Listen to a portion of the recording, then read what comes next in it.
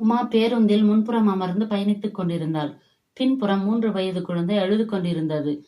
பாவம், குழந்தை பசிக்கு அழுகிறதோ என்னமோ. பஸ் ஏறி வந்து விடுகிறார்கள். குழந்தைக்கு பசித்தால் என்ன செய்யும்? ஏதாவது சாப்பிட எடுத்து வரணும் என்று கூடவா தெரியாது என்று மனதுக்குள் ஆதங்கப்பட்டாள். குழந்தை ஓயாமல் அழுது கொண்டே இருந்தது. திரும்பி பார்த்தாள். பின்புறம் கூட்டம் இருப்பதால் குழந்தை தெரியவில்லை.